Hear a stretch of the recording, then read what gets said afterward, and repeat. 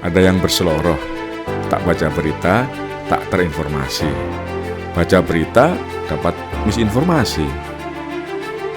Sebagai veteran wartawan dan pelaku media, saya mengajak teman-teman untuk melihat dan menelisik semua informasi lebih jernih dengan kacamata saya.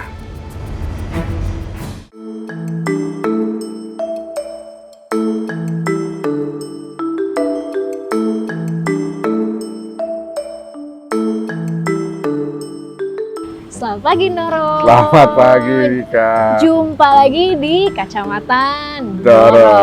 Nah, Ndor, Gimana? berawan ya, enak ya tapi adem ya. Sejuk ya. Di tengah hutan kota pula, Ya. kan. Nah, di tengah sejuknya hutan kota ini, aku malah mau memancing sedikit keributan, Ndor. Memancing keributan apa Mancing- masalah ini? Masalah emosi juga mungkin sedikit ya. Sebenarnya sih nggak mancing keributan, cuman pengen mancing diskusi aja. Ya, Jadi kan ceritanya kita menjelang tahun politik nih, Ndor. menjelang pemilu 2024 ya. Betul. Masih lama tapi sudah rame ya. Iya, udah rame. Maksudnya aku merhatiin kan, kayaknya kalau nonton berita gitu kan, atau misalnya nonton TV gitu ya, itu udah mulai ada tuh cerita-cerita yang kayak, nih kayaknya nih suka sama paslon yang ini nih. Gitu. Waduh. Kalau misalnya nonton berita yang ini Iya, dari iya. media ini, ini kayak Betul. suka sama paslon yang ini nih, gitu, jangan-jangan gitu. Nah, aku jadi mikir gitu kan, apa iya media tuh berpihak gitu ya? Media berpihak. Nah, dan lagi aku juga baca, Ndor, ada beberapa kasus ternyata, kasus di mana media itu dapat teguran dari Dewan Pers karena ternyata dia berpihak gitu Ya. kan. Komisi Gitu. Penyiaran Indonesia juga Betul. pernah mengeluarkan teguran ya. Betul ke beberapa media gitu kan. Kalau dari yang aku baca salah satunya kayak MNC dan Metro TV gitu. Nah, itu di 2014 dan 2018. Nah, aku jadi mikir, Ndor. Sebenarnya gitu ya. Itu tuh kenapa sih gitu kok bisa media itu akhirnya ada keberpihakan? Apa jangan-jangan mereka sebenarnya dapat proyek, Ndor, dari salah satu pihak? Iya, proyek apa ini? Nah, proyek apa tuh ya kan? Iya. Kan jangan-jangan dapat duit dibayar Dapat gitu, Ndor. duit dibayar. Sebenarnya iya atau enggak sih, Ndor? Iya. Kalau boleh tahu nih, gitu kan. Oke. Jadi begini ya Wika ya. Kita mesti melihat gambar besarnya ya. Zaman sekarang ini semua orang boleh membuat media. Mau cetak, elektronik maupun media digital ya. Karena apa? Karena undang-undangnya membolehkan setiap orang membuka media. Di industri pers misalnya, orang tidak perlu mengajukan atau minta izin ke pemerintah dalam bentuk surat izin usaha penerbitan pers yang sudah dihapus tahun 98 atau 99 gitu ya. Jadi kalau mau bikin atau menerbitkan media ya bikin aja gitu. Hanya mungkin dia perlu izin yang lain, tapi intinya bolehlah bebas. Ya. Dengan aturan yang terbuka seperti itu, tentu saja tidak bisa dielakkan gitu ya. Siapa saja boleh punya media kan? Ya. Wika punya media boleh? Boleh. Asal kuat, bayar. Mau, nah itu modalnya. Modalnya. Dia punya media boleh.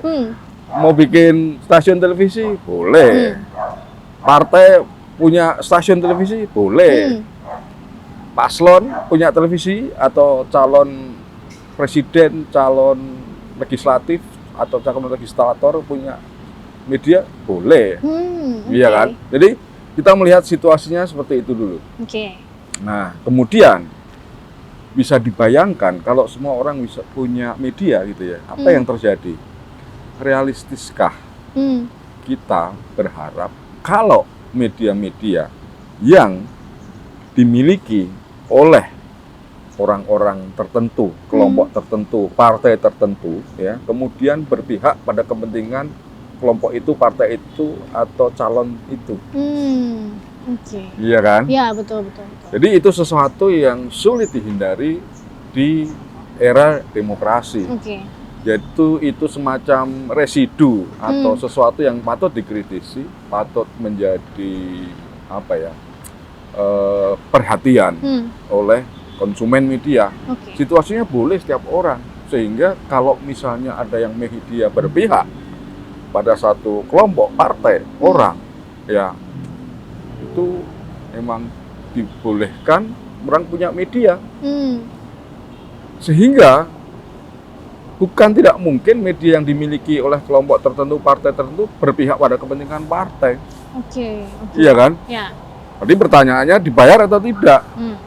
Bisa dibayar, bisa tidak. Hmm. Ya karyawannya dibayar kali ya. Oh, iya benar juga kan digaji ya karyawannya. Digaji. Harus membutuhkan biaya operasi. Betul. Tapi kalau misalnya ada seorang calon, misalnya yang kaya raya, mampu membuat media, kan dia tidak perlu membayar medianya. Betul. Karena dia yang punya. Ya, dia yang punya, gimana ya? Tapi bisa juga terjadi, ada kemungkinan juga media yang mungkin membutuhkan dana, ya kan dia membuka peluang bisnis dengan partai, dengan calon gitu, untuk transaksional. Artinya dibayar begitu ya. Ya. Meskipun bayarannya tentu saja belum tentu uang, bayarannya kan bisa privilege. Ya. Iya kan? Betul, betul. betul. Nanti kamu kalau sering atau berpihak padaku beritanya nanti kamu dapat proyek, bisa jadi. Bisa jadi. Gitu. Jadi kemungkinan itu selalu ada. Kemungkinan dibayar, kemungkinan dapat proyek, kemungkinan dapat keistimewaan, kemungkinan menjalin kolusi, nepotisme. Dan yang lebih penting sebetulnya itu kan media bisa dipakai sebagai corong. Ya. Untuk pertama, melebih-lebihkan orang yang didukung.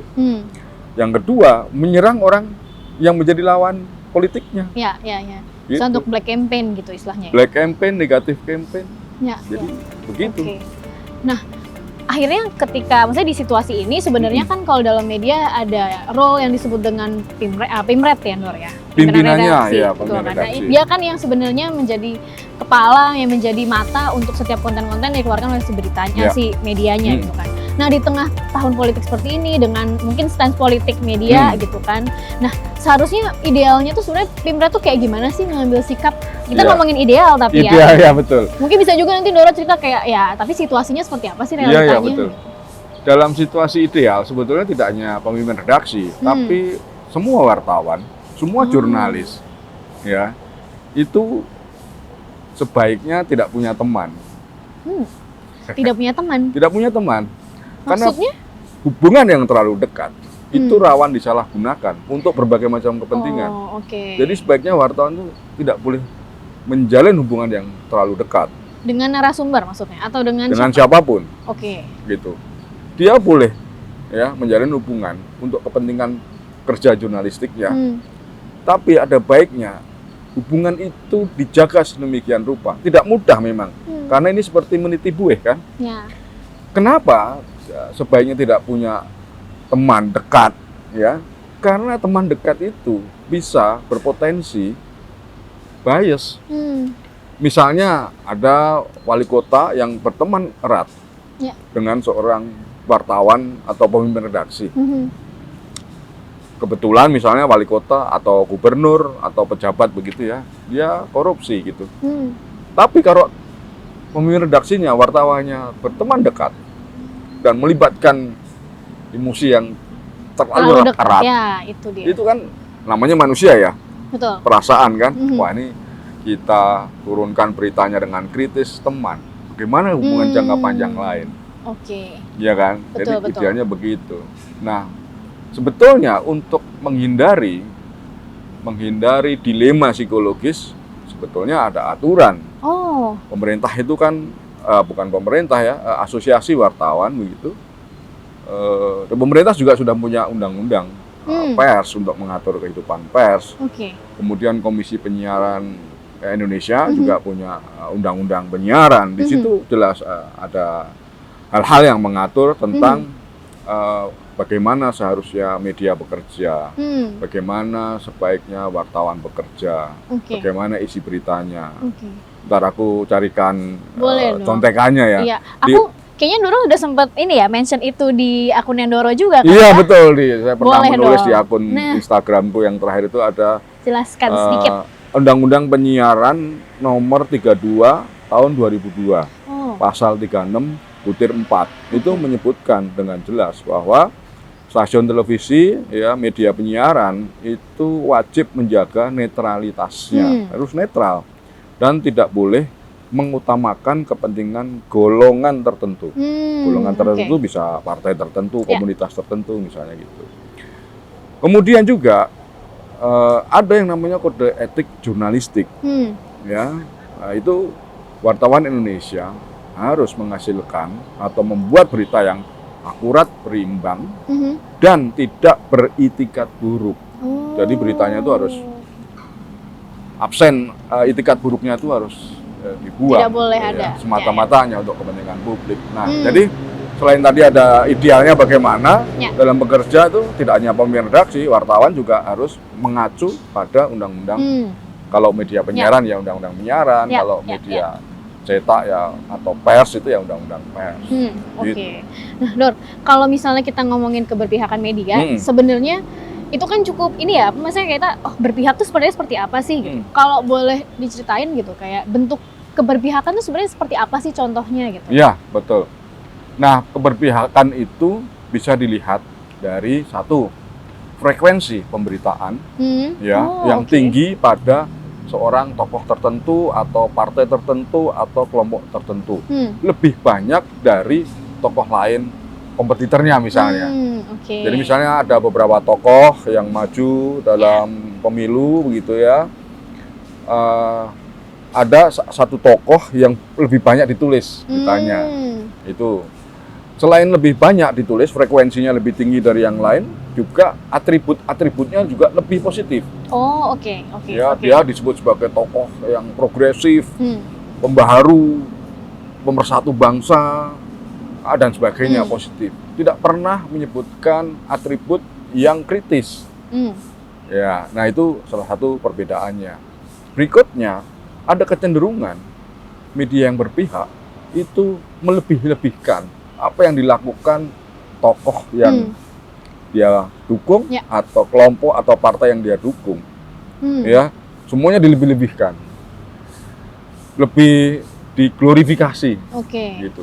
Sementara untuk pesaingnya ya, partai yang menjadi lawannya di kubu yang sebelah gitu ya, dia cenderung akan lebih menyerang, intimidatif, agresif, lebih negatif. Gitu. Nah, ini kan tidak baik. Bagi siapa? Konsumen media tersebut. Nah, ya kan? Itu dia. Aku juga jadi mikir sih, Dor. Maksudnya pada akhirnya kan kalau di situasi yang tidak ideal ini ya, maksudnya kan ya kita nggak bisa bohong lah, realistis. Pasti ada keberpihakan itu, ada kecenderungan itu. Nah, maka kita yang sebagai audiensnya tuh harus bersikap seperti apa? Karena kan kita terpapar nih. Maka seperti apa sikap yang harusnya kita ambil, cara pikirnya kayak gimana sih yang harusnya kita ambil? Betul. Menghadapi atau mengkonsumsi media yang tidak kritis karena berpihak, maka publiklah yang harus kritis. Ya kan? Betul. Harus kritis. Publik itu sekarang harus atau sebaiknya memahami bahwa situasi media di Indonesia itu sudah jauh berubah. Kan tadi saya bilang semua orang bisa bikin media, ya kan? Nah, oleh sebab itu dengan kondisi seperti itu, media itu harus dicari. Publik harus mengetahui ini siapa di belakangnya. Apakah politisi tertentu, partai tertentu begitu. Karena dengan mengetahui media ini berafiliasi atau dimiliki atau di belakangnya ada siapa, publik jadi tahu, oh iya, ini media yang perlu terus saya akan dukung atau saya tinggalkan karena sudah berpihak misalnya. Gitu. Kemudian juga perlu mengkritisi produk-produk kontennya. Ya. Apakah konten ini dibuat secara independen atau jangan-jangan ada pesanan, atau jangan-jangan ada campur tangan intervensi dari pemilik, iya kan? Itu masalah bayar membayar tuh biasanya gini masuk ke situ kan? Ya. Siapa yang dibayar? Betul. Apakah dia imparsial, netral, ya? Apakah dia justru berpihak pada satu kepentingan, ataukah dia kritis atau tidak, ya kan? Apakah dia produk beritanya itu valid atau tidak? Jadi kita sebagai konsumen media harus kritis dengan produk-produk media itu. Jangan percaya media yang hanya menggunakan satu sumber. Karena kecenderungannya itu akan jadi sekedar klaim kalau satu sumber ya. Misalnya Wika calon presiden wanita pertama, Wih. ya kan jadi sumber berita. Ya. Aku punya media nih. Ibu Wika, bagaimana komentar Anda begini kan? Wah, pembangunan yang saya lakukan itu sudah sangat maju, Ya. ekonominya tinggi dan seterusnya. Itu kan klaim. Iya, betul. Nah, jangan percaya, ya harus ragukan, skeptis pada media-media yang hanya mencodorkan satu sisi, Ya. tidak kritis. Nah, itu diwaspadai. Nah, Ya. kurang lebih begitulah. Jadi memang pada akhirnya ya itu ya, kembali lagi ke sama halnya ketika kita baca medsos, sekarang juga kita masih mengkonsumsi media massa, cara pikir kritis dan skeptis itu sangat penting. Itu petuahan Doro ya, dari episode ke episode selalu akan Doro ingetin tuh cara pikir kritis dan skeptis gitu kan. Nggak apalagi sekarang Wika. Betul. Ada media yang bekerja berdasarkan prinsip dan kaidah jurnalistik. Ada media-media, contohnya homeless media itu, ya, yang tidak bekerja berdasarkan yang namanya prinsip jurnalistik, kaidah jurnalistik, bahkan mungkin tidak pernah peduli ada undang-undang pers, ada undang-undang penyiaran. Prinsip apa yang mereka ikuti? Nah, itu kan kita perlu pertanyakan kan? Betul. Tapi sayangnya masyarakat, publik itu kan tidak semuanya paham perbedaan antara media yang memegang prinsip pers atau tidak. Semuanya dianggap sama. Kan ini bahaya, bahkan rawan disalahgunakan oleh para pengelola media yang tidak menjunjung tinggi prinsip jurnalistik. Iya, betul sekali. Itu benar banget sih, Dor. Aku juga kayak ketika akhirnya sekarang gitu ya, baca media massa gitu ya, nggak akan pernah langsung percaya kok. Gitu. Kayak, wah, itu sikap yang bagus. Cuman saya kayak nonton satu media massa gitu kan, ini kok cenderung ke paslon A doang nih. Gitu. Pasti aku akan mencoba mencari media lain yang mengcover paslon yang lain, paslon B gitu, biar lebih berimbang. Gitu. Atau cari media yang bukan dimiliki oleh konglomerat, partai A, calon partai B, dan seterusnya gitu ya. Tapi itu pun juga belum tentu, tidak menjamin ya. Mungkin ada media yang tidak dimiliki oleh partai, tidak dimiliki oleh kandidat presiden gitu ya. Tapi dia juga bisa berpihak kan, gitu. Kok bisa berpihak?